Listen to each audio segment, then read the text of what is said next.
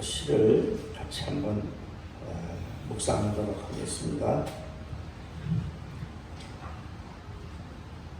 은혜랑 일입니다. 일.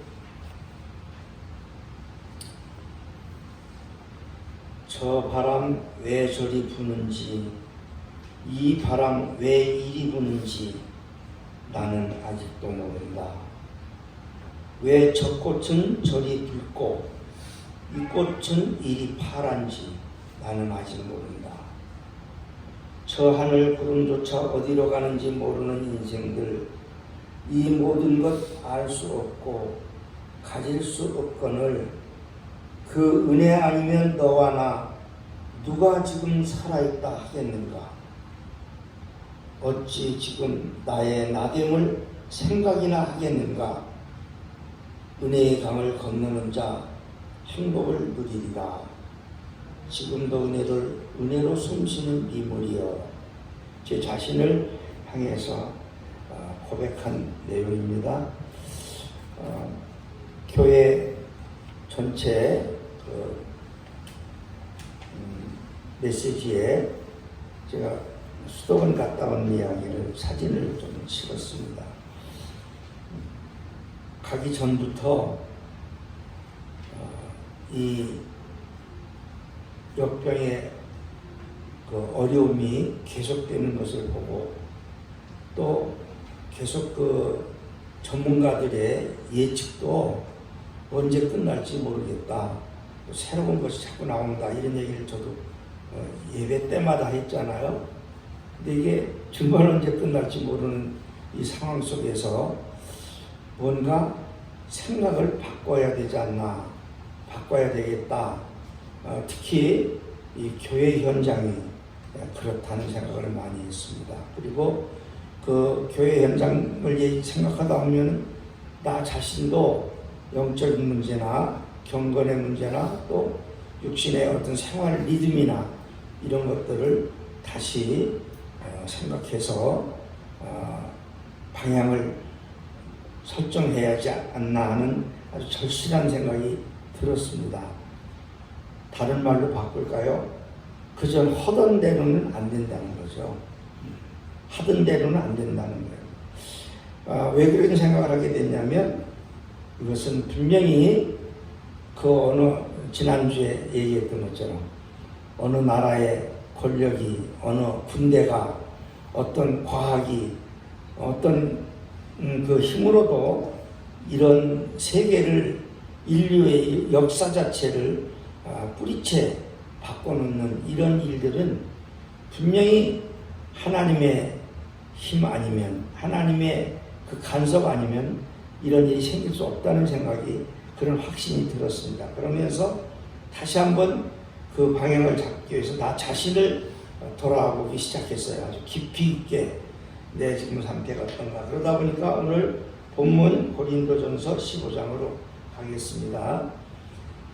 거기에 바울 사도의 아주 그야말로 뭐라 그럴까요? 솔직담백한, 정말 있는 그대로의 자신의 고백이 굉장히 크게 들렸습니다. 그 중에 두 단어였는데 하나는 하나님의 은혜라는 단어였고 하나는 나의 나됨이라는 거였습니다. 하나님의 은혜와 나됨. 그래서 먼저 여러분들에게 이 문제를 같이 좀 제기하고 혹시 해결을 하든 못하든 안 하든 또 생각도 안 했든지 이 문제를 한번 짚고 넘어가야 되겠다는 생각을 한 거죠. 우리 오늘 읽은 고린도 전서 15장에 있는 내용들은 그 앞부분에 보면은요, 잘 아는 대로 고린도 전서 13장은 무슨 장이라 그랬죠? 사랑에 관한 내용을 쭉 정리해놓은 사랑의 그 말씀들이 14장에 온통 차 있습니다. 근데 그 사랑을 그렇게 일목요연하게 깊이 있게 정리해야 했던 이유는 뭐냐면 그 앞에 12장부터 시작되어 있는 은사 문제와 깊이 연결이 되어 있고요. 은사.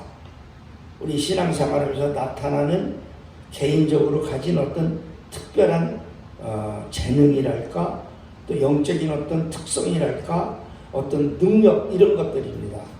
그것이 교회를 섬길 때 나타나는 것들이에요. 근데 그것을 사도 바울이 말하게 된 동기는 또 어디 있었냐면, 이 고린도 교회가 부흥은 돼서 수는 많아졌는데 영적인 질서 문제가 있었습니다. 그래서 약간은 너도 나도 하는 식으로 각자의 개성에 따라서 믿음 생활을 하고, 그 개성에 따라 나타난 믿음의 형태들이 각각 다르다 보니까 잦은 충돌이 있었습니다. 보면은 의견이 다른 거예요. 그리고 생각지 못한 은사들이 이 고린도 교회에 막 나타나기 시작했습니다. 좀 알아듣기 쉽게 너무 막연하게 들리실 것 같아서 어떤 사람들이 한쪽에서 막 방언을 하는 거죠. 기도를 할 때에 알아듣지 못하는 말로 기도를 하는 겁니다. 또 어떤 사람들이 기도를 하는데 아픈 사람들이, 병든 분들이 낫는 그런 놀라운 일들이 벌어졌어요. 아마 자기들 스스로도 놀랐을 것 같아요. 율법의 그 눌림 속에서만 살아오던 이분들이 예수님의 복음을 듣고 사도 바울의 그 탁월한 해석과 함께 영적인 그 설교를 듣고 가르침을 받고 나서 그런 현상들이 마치 이렇게 수풀에 건물에 덮여있던 것들이 드러나듯이 교회 안에서 막 드러났어요. 그러니까 막 다툼이 일어나기도 하고 의견이 서로 엇갈리기도 하고 거기까지 괜찮았는데 그런 일을 어떻게 처리해야 될지를 몰랐던 것 같습니다. 이 고린도 교회 교인들이 나타나는 현상에 대해서는 너무 놀랍고 기적 같은 일이 일어나니까 반가웠겠지만 그런 일에 대해서 어떤 분은 굉장하다 이렇게 그쪽에 마음을 막 쏟으면서 뜻을 같이 하고 같이 기도하기도 하지만은 어떤 사람들은 그분 하나가 이렇게 좀 드러나는 것이 싫은 거예요. 그래서 질투가 일어나고 의견을 달리해서 다투고 심지어는 나중에 이거를 요즘 대한민국 교회에도 그런 게 엄청 많거든요. 이 법원에 갔다가 고소를 하는 거예요. 그리고 재판을 받는 거예요. 교회의 문제인데 이런 일들을 보면서 사도 바울께서 이 문제를 논리적으로 또는 교회론적으로 특별히 이게 영적 현상이니까 어떤 윤리나 도덕의 문제가 아니거든요. 이런 거를 아주 논리정연하게 질서 있게 설명을 쭉 하고 있는 것이 고린도전서 12장 쪽의 얘기입니다. 쭉 하다 보니까 13장에서 결론은 뭐냐면 이 모든 은사들은 교회의 유익을 위해서 하나님께서 우리에게 주신 선물이다. 그러니까 이걸 잘 써야 된다. 그런데 이 선물들 가운데 병을 낫거나 예언을 하거나 방언을 하거나 또는 어떤 믿음의 은사가 또 다르게 특별하게 나타나서 누가 전도를 하면 막 그 사람이 10명도 내려오고 막 20명도 내려오고 그런 분이 있어요. 그 다 똑같이 이렇게 능력이 있진 않아요. 다 달라요, 모양이. 어떤 분들은 아주 그 말씀을 듣기만 한마디만 들으면 10마디를 깨닫는 그런 아주 믿음이 강한 사람들도 나타나고 이런 일들에 대한 분쟁을 다 이렇게 설명을 하면서 결국은 이 모든 것은 사랑, 그 사랑 속에 다 들어있는 것이고 어떤 하나님이 주신 특별한 은사보다는 사랑의 은사가 가장 귀하고 크다. 이제 그걸 고린도 13장을 통해 다 얘기를 했어요. 근데 여러분들 제가 이렇게 얘기하니까 조금 살짝 이렇게 낯설게 들리는 부분이 있었을 것입니다. 사랑, 그것도 은사처럼 제가 얘기를 하잖아요. 그냥 사랑이면 사랑이지 너무 익숙한 얘기 아닙니까? 우리 일상생활에서 사랑 이야기는 트로트에도 보면 사랑 빼놓고 노래가 안 될 정도로. 근데 교회에서 나타나는 이 모든 은사들 증상을 사도 바울은 사랑으로 딱 정리를 합니다. 사랑이 모든 것을 다 덮을 수 있다는 거죠. 그러고 나서 이런 얘기를 하고 나서 그 다음에 이분들에게 앞에 대한 어떤 방향 또 미래에 대한 것을 제시해 줄 필요성을 느꼈을 것입니다. 저도 지금 그런 필요성을 느꼈는데 제가 바울 사도처럼 그렇게 탁월한 영적인 어떤 체험과 또 성경적인 지식과 이론을 통해서 일목요연에게 제시할 그런 시간도 그렇겠죠. 제가 그걸 계속해서 사도 바울은 이런 일을 1년도, 2년도, 3년도 두고 가르치면서 설파를 했을 터니까요. 그걸 하루아침에 어떻게 말하겠어요. 그러나 저도 제 심령 속에 이런 이 역병의 재난 속에 우리 교회가 어떻게 해야 될지, 내가 목회자로서 선교자로서 또 하나님의 말씀을 이게 중개하는 전달자로서 뭔가를 제시를 해야 되겠다는 그런 압박감이 계속 있습니다. 보면. 그래서 아까 서론이 그 얘기예요. 그런 압박 속에서 제가 하나 제 가슴속 깊이 영적으로 자꾸 들려오는 소리 중에 하나가 뭐냐면 나 스스로 나 자신부터 나를 분석하는 거죠. 내가 여기까지 있게 된 오늘의 내가 어떤 사람인지, 내가 이렇게까지 된 것이 나는 누구인지를 먼저 밝혀서 여러분들에게 그것을 이렇게 제시할 수 있어야 되겠다는 생각이 드는 거예요.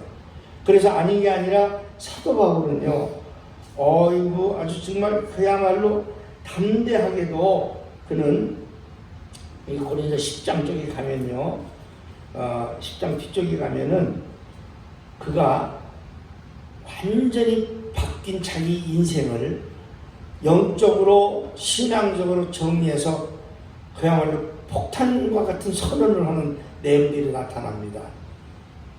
그걸 우리는 그냥 여러 번 읽었고 성경 공부 시간에 암송도 하고 쉽게 말하기도 해요. 근데 이것을 다른 각도에서 느낄 때는 정말 어디서 굉장히 폭탄을 터지는 듯한 저는 그런 느낌을 받았습니다.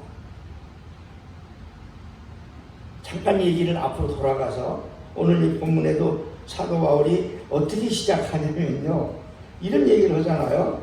저기 잠깐 보시면은 우리 15장 거기 처음에 9절 쪽에 자신을 어떻게 얘기하고 있느냐면 나는 사도 중에 가장 작은 자라고 이야기합니다.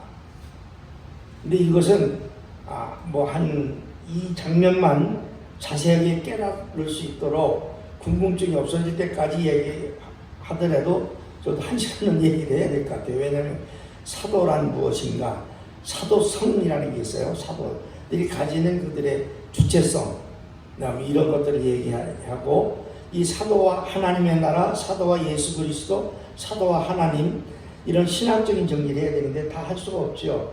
그런데 이 사도라는 것은 이 당시 영적 지도자들에게서는 가장 고귀하고 가장 영적으로 품이 있는 그런 영성이 있는 그런 신분이라고 자기들은 스스로 굉장한 자부심을 가지고 있습니다. 가지고 있었습니다. 이 당시에. 그래서 어느 부분에 그러고 가면 안 될 것 같은데요. 사도 바울도 나도 사도라는 이야기를 해요. 근데 이 말이 얼마만큼 중요한 문제였느냐면 예수님을 따르는 직접 제자들을 그 당시에는 사도라고 불렀는데 12명이었잖아요. 잘못되는 한 사람 빼고 11명의 사도가 있었는데 바울 이 사람은 원래 이름이 사울이었잖아요. 그리고 얘기가 잠깐 돌아간다는 말은 무슨 얘기였냐면 예수님이 부활하시고 난 뒤에 오순절이 지나고 예수님의 가르침을 따르는 많은 무리들이 생겨나기 시작했어요. 이건 무슨 얘기였냐면 2000년 동안 이스라엘 민족이 지켜오던 모든 전통을 바꿔야 되는 문제였어요. 우리가 지금 가을 추석 되면 고향 찾아가는 일 때문에 맨날 귀성계, 교통지역, 또 추석을 꼭 가야 되냐, 제사를 꼭 드려야 되느냐, 이런 문제가 하루 이틀 10년, 20년에 답이 안 나오잖아요. 근데 문화가 바뀌니까 점점점 이제 시골 제사 지내러 가는 사람 거의 없어요. 성경하는 사람들이 더러 있어요. 그러면서 뭐 이제 누가 전망을 앞으로 추석 때 고속도로 막힐 일은 별로 없어질 거다. 왜? 잘 안 가니까. 뭐 이런 등등의 변화. 하루 이틀이 안 되는 것처럼 2000년 동안 그들이 율법을 따라 살던 그것을 예수님의 복음을 따라서 바뀌어져 간다는 것은 쉽지 않았는데, 그 중에 이런 모든 일의 영적인 최고의 지도자들이 누구였냐면 예수님이 직접 가르침을 받은 사도들이었는데, 이 바울은 예수님을 직접 따라가는 일이 없어요. 그러니까 자꾸 한쪽에서 바울 사도의 아까 장로님 열매를 좀 얘기하시잖아요. 제가 기도할 때마다 느끼는 거라 그러지만 그런 열매들을 다른 그 율법을 따르는 모든 유대인들은 찾아볼 수가 없는데, 그런 생각을 비춰 그런 개념을 제대로 생각도 안 했는데, 사도 바울은 거기에 성령의 9가지 열매 같은 것을 제시하면서 이런 열매들이 너에게 있냐고 반문하고 도전하고, 이러니까 불편한 거예요. 그러니까 사도 바울을 비난하면서 너는 예수님을 따라다니는 일도 없으면서, 아니 따라다니는커녕 너는 예수 믿는 사람들 붙잡아다가 감옥 넣는 일을, 감옥에 집어넣는 일을 했거든요. 그게 사도행전 9장에 나오잖아요. 그래서 예수 믿는 사람들 명단을 쭉 대제사장한테 받아가지고 체포영장을 가지고 다마스커스, 지금 이제 그 이스라엘의 중요한 도시죠. 거기로 막 이제 말을 타고 그 예수 믿는 사람들을 잡으러 가는데 하늘의 음성이 들면서 눈이 머는 사건을 기억하시죠. 그리고 3일 동안 아예 시력을 잃어버리고 장님이 됩니다. 그때 들려온 하나님의 음성이, 사울아 너를 왜 나는 자꾸 이렇게 핍박을 하고 못살게 구냐, 나를 괴롭히냐, 내가 언제 그런 일이 있었습니까? 당신 누구요? 그러니까 네가 지금 나를 자꾸 못살게 구는, 나를 지금 핍박하는 예수다. 예수 돌아가셨잖아, 죽었잖아. 당신 누구요? 부활한 예수님의 음성을 듣는 거죠. 그리고 눈이 멀면서 이제 가서 3일 만에 아나니아한테 안수를 하고 눈을 뜨면서 거기서 그야말로 일대 사건이 일어나서 예수를 믿는 그리스도인이 됐어요. 졸지에. 그래서 전 바울 사도 하면은 유대인 사회에서는 오늘날 말하는 그야말로 금수저 중에 금수저 출신 아닙니까? 가문으로 보나 학력으로 보나 학벌로 보나 그의 가정 출신 배경, 뭐 또 출신 지역, 모든 것이, 그런 사람이 예수가 전하는 복음을 따르는 사람들 보니까 저거는 아니다. 우리가 2000년 동안 지켜온 이 율법과 유대교를 저렇게 망가뜨리다니. 그 사람들을 열심히 붙잡아다 감옥에다가 집어넣었어요. 그런 도중에 이제 하나님이 이렇게 강제적으로 사도 사울을 사도 바울이라는 사람으로 바꿔놨죠. 그 얘기입니다, 이게. 그렇게 됐으니까 얼마나 목에 힘 줄만 하잖아요. 까불지 마라, 너희들이 사도라고 하지만 나만은 파워가 있냐. 왜냐하면 이 사울이 나중에 이제 이름을 바울로 바꿔서 전도를 하러 다니는데, 여러분들 말은요 하나의 권력입니다. 권세예요. 요즘도 뭐 대통령 한마디가 얼마나 무섭습니까? 힘이 있습니까? 무슨 정당의 대표하는 사람이 뭐라고 얘기 한마디 하는 게 얼마나 무섭습니까?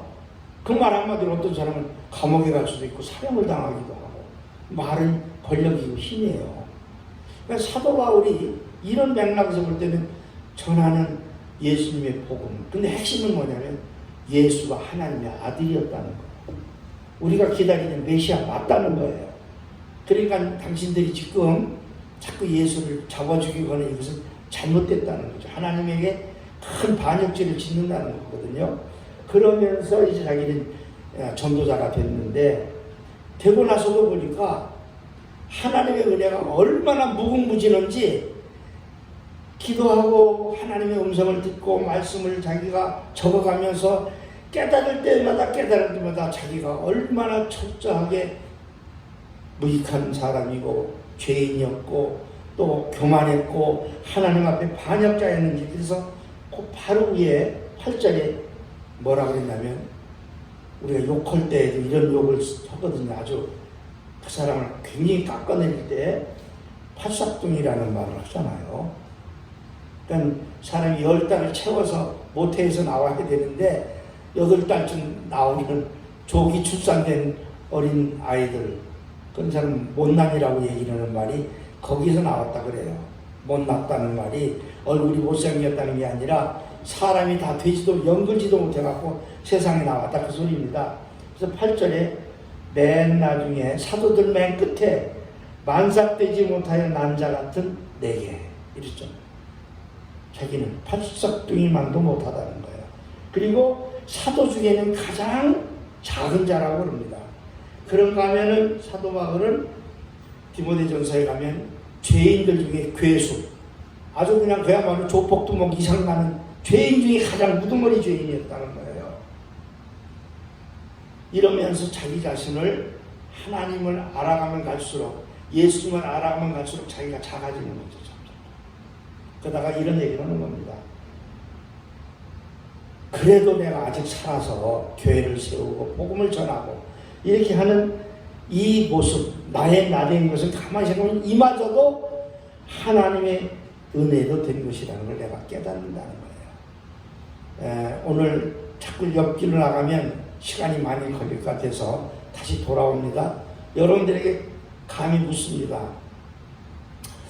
이런 생각을 한번 해보셨습니까? 내가 나된 게 뭘까? 내가 나답다는 걸까? 나답다는 말은 내 개성이 뭔가? 내 특성이 뭐냐고 묻는 걸까? 아니면 내 인생 철학을 묻는 걸까? 내가 잘하는 게 뭐냐고 묻는 걸까? 내가 못난 게 뭐냐고 묻는 걸까? 아주 상당히 복잡한 생각, 개념 중에 하나예요. 근데 이런 생각 거의 하지 않고 그냥 삽니다, 우리는. 근데 이거를 제대로 밝혀내지 않으면 우리는 나를 만든, 좀 쉽게 얘기할게요. 이건 마이크죠.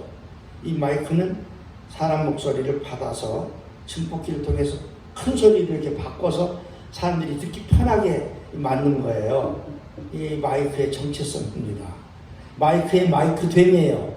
근데 누가 이걸 갖고 사람을 때리는 데 쓴다거나 이런 걸 가지고 뭐 이렇게 곡식 빻는 거로 쓴다거나 이건 마이크됨이 아니잖아요. 그것처럼 여기 앉아 계신 여러분들은 하나님이 다 모델에 따라서 그 우리 안에 DNA를 다 넣어서 괜히 다 있게 목적 있게 만들어 놓으셨다는 것을 사도는 분명하게 거기서 발견을 한 거예요. 발견의 발견, 발명이 아니고. 그걸 알아가면 알아갈수록 막 이 사도는 정말 충격 또 충격, 매일 충격이에요. 이래서 인간이 이런 존재인가? 인생은 이런 거야? 나는 무엇을 해야 되고 하나님 왜 나를, 그러나 돌아보니까 꼭 하나님 원치 않는 일만 자기는 골라가면서 한 사람이에요. 하나님 싫어하는 일만 하는 사람이에요. 하나님이 막 노여하실, 하나님이 막 분노하실 일만 골라가면서 한 사람이에요. 뭐 예를 들면 예수 믿는 사람 잡아 죽이는 일은 그렇다 치더라도 하나님이 가장 싫어하는 것 중에 하나가 뭐냐면 건방지고 교만한 거거든요. 왜 그런지 아세요? 그거는 하나님을 넘어서려고 하기 때문에 그래요. 그거는. 그래서 옛날에 가장 큰 죄인이 누구냐? 역성혁명을 일으키는 사람. 구테타 일으켜서 왕을 쫓아내고 자기가 왕이 되려고 생각을 먹는 것만도 그 삼민족을 멸할 만큼 존재 취급을 했어요. 왜냐면 나라가 망해버리니까. 근데 그런 짓만 골라가면서 했다는 거예요, 자기가. 하나님의 반대되는 일만. 그런데 내가 어떻게 오늘날 이렇게 예수의 복음을 전하고, 내가 목숨까지 바쳐도 이 뭐 10개면 10개 다 바치고 싶고, 있는 거 다 바치고 싶은 그런 막 마음이 속에서 우러나는 이게 뭐냐는 거예요. 우러나는 이게 뭐냐는 거예요. 이런 얘기 비유하고 좀 건너뛸게요. 많은 말씀이 있지만. 여러분들이 이게 지금 마스크 하는 분들도 계시고 이렇게 하잖아요. 이 참 얼마나 불편해요. 나도 해보면 아주 얼마나 불편한지. 근데 이걸 마스크를 벗으면 아주 훨씬 편하잖아요.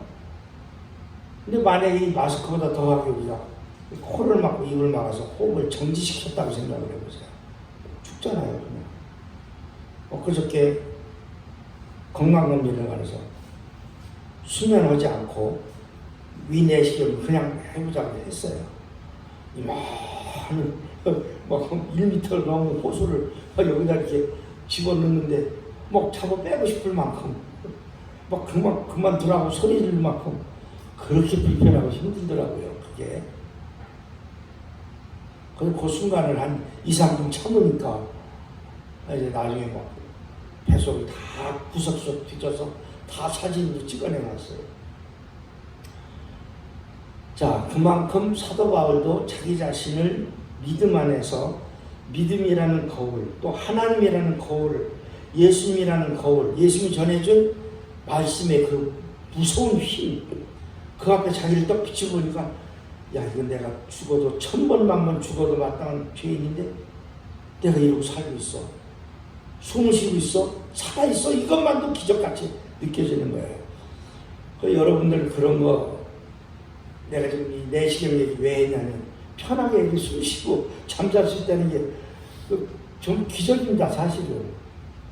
근데 그거를 우리가 전혀 의식하지 않고 이런 얘기하는 것 자체가 좀 어색해요. 좀 이상하잖아요. 이런 얘기, 뻔한 얘기 왜 자꾸 해요, 또. 그전에도 했는데 그 얘기 또 하고, 이렇게 어색해잖아요. 난 이걸 마치 뭐와 같이 느꼈냐면, 비행기를 타고 갈 때요. 비행기를 타고 갈 때, 야, 좀 신기하기도 하고, 막, 하늘을 날아간다는 생각을 별로 않고, 야, 내가 비행기 타니까, 뭐, 그다 이제 좀, 한 시간 하면 지도기 시작하잖아요. 막 자리도 좁고, 뭐, 이렇게, 그냥, 공안에 갇혀서 가야 되니까. 근데 생각이, 야, 지금 내가 하늘 위를 내가 날아가고 있다. 이 생각이 달라지기 시작할 거예요. 그러면서, 야, 비행기가 신기해. 어떻게 이런 걸 만들어냈지? 이런 게 비행기 생각이 이렇게 붙잡혀. 그래서 비행기 만든 사람들이 대단하다. 이 비행기가 지금 공중을 날아가는 거야. 이 생각만 하는데, 그게 엔진의 힘으로 날아가고, 프로펠러가 돌아서 날아가고, 뭐 이 생각은. 근데 잠깐만 쉽게 생각을 비켜서 생각하면 뭐냐면, 바람 때문에 날아가는 거예요. 공기가 없으면요, 비행기가 뜰 수도 날아갈 수도 없어요. 순전히 100% 공기 때문에 비행기는 날아가는 거예요. 그렇잖아요. 그럼 내가 여기서 이렇게 설교하고, 뭐, 50년, 60년 이렇게 살아가는 이 인생 자체가, 뭐, 누구나 다 이렇게 사는 것 같지만, 어느 한순간에 이게 끝나버릴 수도 있는 거예요, 그냥. 스위치 끄면 갑자기 깜깜해지듯이 내 인생의 생명도 딱 꺼지는 날이 온다니까요. 그걸 전혀 의식하지 않고 살잖아요. 근데 믿음 속에 들어가서 하나님을 만나면 만날수록 한순간 한순간이 이건 기적이고 감격이고 그냥 항상 막 충격적인 그 사건들이에요. 이게 그게 많아지고 커지면 커질수록 그 사람은 하나님을 두려워하게 되고 믿음 속으로 깊이 들어가게 되고 먼 미래 하나님의 나라를 바라보게 되고 이 땅에 있는 것을 소중히 여기는 것을 하나님 나라로 옮겨가게 됩니다. 사람이 변하는 거예요. 이게 이렇게 무섭더라고요. 그래서 아까 얘기한 금수저 수친 바울이 그거 다 그냥 그대로 갔으면 자기는 뭐 호화생활하고 물질적으로 넉넉하고 좋은 누려가면서 하고 싶은 데 다 하고 뭐 하고 싶은 공부 다 하고 얼마든지 이렇게 육신적으로 편하게 살 수 있었을 거예요. 그러나 나중에 깨달은 것은 이루어 가봤자 지옥밖에 없다는 걸 알게 된 거죠. 여러분들, 내가 오늘 얘기하는 두 단어라고 했어요. 하나는 하나님의 은혜와 내가 나 된 것에 대해서. 그래서 사도 바울은 아예 만삭대 못해서 난 파삭동이 같은 나 죄인의 괴수고 또 자기는 뭐 사도 중에 제일 꼬레비고 뭐 하나 잘 제대로 된 게 없어 하나님 앞에. 그래도 하나님이 나를 이렇게 계속해서 무슨 일을 맡기고 할 때마다 10명, 100명, 뭐 몇백 명씩 와서 막 눈물을 흘리고 고백하고 인생관 가치를 바꿔서 새 삶을 살고 이런 거를 못 받겠어요? 수없이 경험을 했겠죠. 그러면서 이렇게 내가 나 된 것이 뭘까 생각하는데 머리가 좋아서가 아니고 내 경험이 있어서가 아니고. 그래서 과학자들은 그렇게 얘기해요. 그건 비행기 그건 뭐 라이트 형제가 발명했고 엔진의 뭐 성능을 이런 거고 뭐 어떻게 해서 양력에 의해서 바람이 뭐 하면 뜨고 뭐 이런 얘기를 하면서 바람이 있다는 자체에 대해서 얘기 한번도 안 하고 내가 그렇잖아요. 바람이 있는 그 자체에 대해서는 얘기를 안 해. 만약에 이 지구상을 대기권을 둘러싸고 바람이 없다면 비행기를 있을 수가 없어요. 그 놀라운 그 기계가 생겨날 수가 없다고. 바람 속에서 뭐 질소를 뽑아내지를 않나, 수소를 뽑아내지를 않나, 그걸 가지고 무슨 물건을 만들지 않나, 무기를 만들지 않나, 약품을 만들어내지 않나. 이 모든 것의 근원이 어디에 있냐? 그럼 여기 앉아 계신 나의 나된 것의 근원은 뭘까? 저도 잘 모르겠어요. 사도 바울을 통해서 내가 발견하고 깜짝 놀란 게 뭐냐면, 이게 맨날 입으로 수천 번, 수만, 수백, 아마 수천만 번 했을 거예요. 은혜라는 말. 이게 다 은혜였구나. 하나님의 은혜. 은혜 속에 살면서도 그 은혜를 잘 모르고 그냥 넘어갔구나 이겁니다. 그래서 마무리를 지어 들어가고 싶습니다. 여러분들 이런 거 있어요. 사도가 이렇게 나의 나된 것이 하나님의 은혜라고 얘기할 때에 은혜라는 말은 이런 뜻 아닙니까? 신학적으로 이렇게 얘기를 했어요. 인간에 대한 하나님의 자발적이고도 우리가 뭘 요구할 일이 없어요. 근데 하나님이 알아서 자발적이고도 제한받는 일이 조건이 없이 제한받는 일이 없는 하나님의 선물 이렇게 돼 있어요. 은사. 하나님이 자발적으로 아무 제 조건 없이 그냥 준 거라는 거예요. 그게 은혜라는 거예요. 그러니까 이런 거죠. 예를 들면 누가 나를 사랑해. 그래서 나중에 막 죽도록 사랑한다 그래. 실제로 막 목숨을 내놔. 막. 왜 그래? 그러니까. 답은 간단해요. 사랑해서요. 이래. 그 사랑이 뭔데? 그냥 사랑해서요. 좀 더 쉽게 얘기하면 좋아요. 그냥. 당신이 좋아요. 그래서 어디까지 좋냐? 당신이 나보고 죽으라고 하면 죽을 만큼 내가 좋아요. 근데 그 조건은 그거 하나밖에 없는 거예요. 사랑을 위해서 죽잖아요, 사람들이. 그러니까 사랑이 잘못되면 다칠 때는 크게 반대로 크게 다치는 거죠. 근데 그게 제대로 되면 목숨이 내놓는 거예요. 그것만큼 하나님의 은혜라는 건 자발적이고 제한받는 일이 없이 인간에 대해서 그냥 죄에 대해서 무지함에도 불구하고 용서하시고. 그리고 이 은혜를 받는 것도 자격이 있어야 되잖아요. 근데 그 자격 따지지 않는 거예요. 그래서 제가 이렇게 정리를 해봤습니다. 은혜를 받으려면 은혜를 받을 때가 언제나 제가 더듬어 봤어요. 첫째, 잘 기억하시고 정리합니다. 아주 오래되거나 아니면 험한 아주 심각한 고난을 당할 때, 그리고 그 고난에서 벗어날 때, 나는 항상 떠오르는 장면 하나가, 내가 그 암 수술으로 들어가서 중환자실에서 깨어나지 못하고 있다가 나중에 깨어났을 때, 그 지금 생각해도 아찔해요. 그때 여차하면 그냥, 그러니까 다시는 눈도 못 떠보고 그냥 죽을 뻔했어요. 보니까 그냥 내가 그걸 몰랐을 뿐이지. 의사들은 알고 있었던 것 같아요. 쉬쉬쉬 하면서. 나중에 나서 따져 묻고 싶었는데 넘어갔어요. 지금도 그래서 그 의사가 나한테 잘하거든요. 지금도 다니거든요. 그러니까 나중에 그 얘기가 흘러나왔어요. 내가 숨이 멎었었다는 거, 잠깐 동안. 숨이 멎었고, 그러니까 의식이 없어진 거예요. 숨도 스톱돼가고. 일시적 죽음 상태로 들어가는 거죠. 그리고 여기다 이런 관을 여기다 꽂고 있었고. 뭐 숨도 마음대로 오시는 거예요. 근데 그거에서 이렇게 뽑아내서 다시, 아직 살았구나 하는 느낄 때, 의사들이 고마운 게 아니라 갑자기, 물론 목사라서 그런 건 아니에요. 갑자기 그 생명의 어떤 나한테 껐다 켰다 할 수 있는 그 주인이 내 생명 그냥 연장시켜줬구나, 그 생각이 드는 거예요. 얼마나 그게 마음대로 누가 할 수도 없는 거 아니에요. 내가 할 수 없는 거, 의사도 할 수 없는 거. 하나님이 살려주셨구나. 그래서 고난에서 또 아주 고통에서 벗어날 때 은혜를 깨닫게 되고요.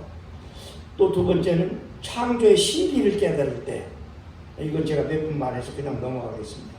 뭐 대자에 되고 오명 이런 거 볼 때, 야, 저걸 누가 저렇게 했을까? 근데 그 중에 내가 살고 있구나, 이런 거. 더 또 충격적으로 볼 수 있는 게 하나 있습니다. 하나님으로부터 용서받은 걸 확신할 때. 이런 일이 있었거든요. 운전을 가다 교통수행한테 걸린 일이 있었어요. 몇 번 걸렸어요, 여러 번. 근데 교통이 면허증 좀 보자고 이렇게 내밀니까, 여러분이 목사님이세요? 앞으로 조심해서 운전해 주셔. 그냥 가세요. 그냥 벌금 물을 수 있는 상황인데 그냥 보내줬어. 굉장히 고맙더라고, 그게. 몇 분 벌금 물어도 별거 아닌데, 왜 그런 걸 이렇게 해서 용서받으면 그렇게 고마운 거예요, 그게. 근데 내가 사형받게 생겼는데 살려주면 어떻겠어요? 이럴 때 이제 은혜를 깨닫는 거죠. 그 다음에 성령 세례 받았을 때, 나도 모르게 막 기도가 터지고, 막 회개가 일어나고, 내 모든 죄가 떠오르면서 하나님 이런 죄를 용서해 주세요. 그러면서 기도할 때마다 그래, 오케이, 내가 잊어버렸다. 다 용서했어. 됐어, 이제. 넌 거기서 자유야. 이런 게 나한테 확신으로 다가올 때 얼마나 그게 감격스러운지. 그 다음에 하나만 더 할까요? 여러 개 있는데 그냥 줄이겠습니다. 시편 8편인가요? 사람이 무엇이란데, 내가 뭔데 하나님이 어떻게 나 같은 존재를 사랑한다고 하십니까? 그게 성경에 써 있어서 그런 게 아니라 내 안에 음성으로 확신으로 확실하게 아주 내가 대놓고 말하듯이 그렇게 들려올 때가 있어요. 내가 너를 얼마나 사랑하는지 아니? 이런 정도예요. 그게 느껴질 때 정말 목숨이라도 내놓을 수 있겠더라고, 진짜. 근데 지나고 나면 잊어버리는 게 문제예요. 자, 그래서 우리가 은혜를 받을 때 이런데, 은혜를 받을래, 그런데 이런 은혜를 받는데 하나님이 제일 강조하는 게 뭐냐면 이런 거예요. 첫째는 어떻게 이런 말씀 자꾸 만나는지 모르겠어요. 우리 지난주에도 얘기했듯이 잠언서 8장 17절 여기 교회 문 앞에 서 있는 게 뭐예요? 나를 사랑하는 자들이 나의 사랑을 입으며 그러잖아요. 네. 그래서 하나님을 자꾸 뭔가 그리워하고 사랑하는 사람들에게 하나님은 여지없이 은혜를 주세요. 어김없이 은혜를 주시는 걸 생활 속에서 그냥 스위스도 써도 될 거예요. 내가 그렇게 하나님을 사모하고 하나님을 사랑했더니 어떻게 그렇게 사랑하는 거예요? 하나님 좋아하는 짓을 하는 거예요. 어떤 거 제일 좋아하시는 게 뭐예요? 우리가 예배 드리는 거, 기도하는 거, 찬송 부르는 거, 하나님 말씀 자꾸 읽고 이렇게 줄도 치고 묵상하고, 그리고 그 말씀 따라 자꾸 결심을 하는 거예요. 아, 나도 거짓말하지 말아야지. 나도 이거 성경 한 번 더 읽어야지. 하나님이 이뻐할 일들이에요, 이게. 이런 일들을 자꾸 작정하고 하면, 자꾸 그런 식으로 가면, 기도할 수 있는데 왜 걱정하십니까? 찬송하니까 그 말이, 그 노래가 따라다니면서 기도해야지. 그 수도원에 가니까 그 중보 기도실, 거기 소리 내서 기도할 수 있는데, 옆에는 친구 기도실, 방음장치가 딱 돼 있어서 뭐 숨소리도 안 들릴 정도예요. 그 한두 분 기도하더라고. 들어가기도 민망해요. 이렇게 무릎 꿇고 탁 앉는 순간 그야말로 뜨거운 눈물이 쏟아질 때가 있다고요. 그 내가 마음대로 감정이 연해서 그런 게 아니에요. 그거는 감정과 관계없이 그런 내가 나로 은혜 속에 들어가는 걸 체험하는 순간이 누구에게나 쉽게 찾아올 수 있어요. 근데 너무 안 해요. 우리가 그쪽으로 접근을 안 해요. 너무. 자, 그 다음에 또 어떤 분이 있냐면 정말 누구든지 내게 드리며 날마다 내 문 곁에 서서 기다리며 문설주 옆에서 기다리는 자는 복이 있나니. 그래서 그냥 예를 들면 하나님이 우리 교회 문간에 와서 문 열기를 기다리는 거예요. 새벽에 새벽기도 시간을 기다리는 거예요. 잠에서 막 깜짝 놀라 깨니까 아우 뭐 교회 갈 시간이야.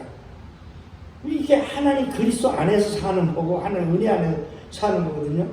그런 사람은 복이 있는데 무슨 복을 주냐? 은혜의 복을 주시는 거예요. 은혜는 뭐예요? 나를 감동시키시고 나를 기쁨으로 인도하시고 나를 평안하게 하시고 내 어떤 두려운 일들도 나를 담대하게 해주는 것이 하나님의 은혜 종류 아니겠어요? 그죠? 여러분들 이렇게 사시면 그렇게 힘들지 않아요. 신앙생활하는 것도 이 역병 이거 이렇게 철저히 지키고 뭐 열심히 손 닦고 마스크 할 때 딱딱하고 멀쩡하게 다 지나갔잖아요. 지나가는 사람은 100만 명이 죽겠다고 해도 지금 인구가 얼마인데 세계 인구가 몇백억인데 어떻게 비교하겠어요. 그래서 정말 좀 갈급하고 조금 좀 가난한 사람들, 마음도 가난하고 물질도 적당히 가난한 게 참 좋겠다 싶은 생각이 들 때가 많습니다. 적당히 가난한 사람들이 자꾸 구하거든요. 그리고 이제 마지막 어떻게 이 말씀이 겹쳐져 나오는지 베드로전서 5장 5절에 보면요, 젊은 자들아 이와 같이 장로들에게 순종하고 다 서로 겸손으로 허리를 동이라. 하나님은 교만한 자를 대적하시되 겸손한 자들에게 은혜를 주시느니라. 그러니까 은혜 주신다는 말이 겸손한 자들에게 준다는 얘기가 자꾸 거듭돼서 나와요. 잠언서에도 보면은 겸손한 자에게 은혜를 베푼다고 계속 말씀하고 계시거든요. 그러니까 여러분들이 이런 법칙, 영적 법칙을 알면 여러분들의 삶은 바뀔 수밖에 없어요. 그야말로 어제 같은 오늘을 사는 거예요. 오늘 같지 않은 내일을 살 수 있는 거예요. 이게 은혜의 강을 건너는 겁니다. 제가 아까 읽은 것처럼 은혜의 강을 건너가는 거예요. 그래서 이제 마지막 정리, 파라는 내 인생의 파라는 바람이었다. 바람이 hun노라. 떠돌이 생활했다는 거죠. 그렇듯이 내 인생의 전부는 하나님의 은혜였습니다. 저는 그렇게 고백하고 싶어요. 그러니까 하나님의 은혜 안에 사는데 그거를 한 번도 고맙게도 생각 않고 깨닫지도 못했고, 깨달으면 감사가 나오는데 고마운 걸 느끼고 내가 바뀌는데, 가치관이 바뀌는데, 아까 제가 폭탄 같은 그 감사가 있다고 했는데 시간이 지나갔는데 읽어도 마칠게요. 고린도전 10장 31절에 하면 이런 얘기를 해요. 그런즉 너희가 먹든지 마시든지 무엇을 하든지 다 하나님의 영광을 위해서 해라. 완전히 삶의 가치관이 바뀌는 거예요. 유대인에게나 헬라에게나 하나님의 교회에나 거치는 자가 되지 말고 모든 일에 모든 사람을 기쁘게 하고 자신의 유익을 위해서 구하지 말고 사람의 유익을 위하여 구하고 그들로 구원을 받게 해라. 이 놀라운 가치가 나네. 폭탄 터지는 소리처럼 들렸어요. 그래서 제가 이제 그 간수전에도 그 식당 크게 이걸 영어로 써놨더라고요. 먹든지 마시든지 무엇을 하든지 하나님 영어로 쓰다가 빵을 뜯어 먹으면서도 이 빵 먹고 내가 하나님의 영광을 위해서 무엇을 해야 될 것인가.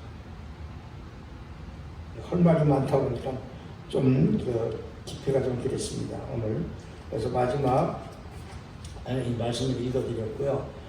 제가 은혜의 강이 1번이었잖아요. 왜 1번이었냐면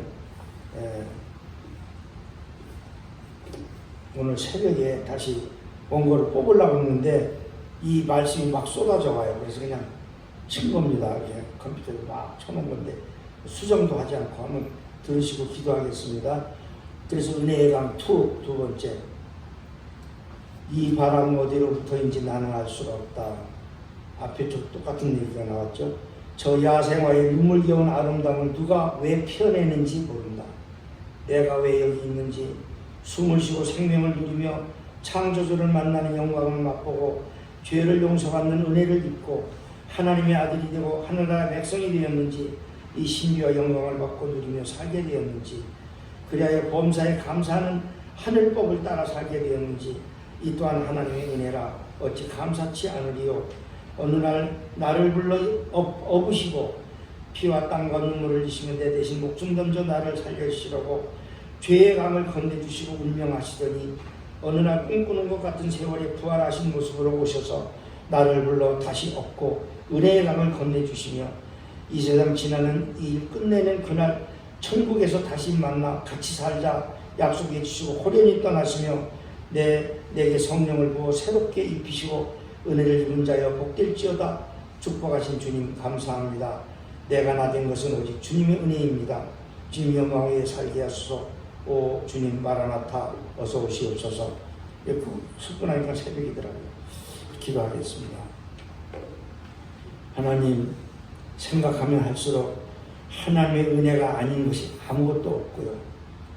모두 시작부터 끝나는 것까지 내가 가진 것 전부 하나님의 것이요 하나님의 은혜인 것을 느끼지도 못하고 알지도 못하고 감사치도 않고 살아온 것을 다시 한번 회개하며 하나님의 은혜를 깨달으며 다시 한번 감사를 드립니다. 하나님, 이제 이후로는 먹든지 마시든지 무엇을 하든지 하나님의 영광을 위해서 살 수 있을 만큼 내가 은혜 가운데 머무르게 하여 주시옵소서. 은혜의 사람은 은혜의 삶을 살 것이고 은혜의 삶을 사는 사람들은 내가 누구인가를, 내가 무엇인가를 알고 살아가는 사람이 될 수 있사오니 하나님, 은혜 속에 살게 하시고 은혜의 사람으로 살게 하시고 내가 누구인가를 깨달아 살게 하여 주시옵소서. 그래야 교회가 변하고 세상이 변화되는 씨앗이 되게 하여 주시옵소서. 예수님의 이름으로 기도드립니다. 아멘.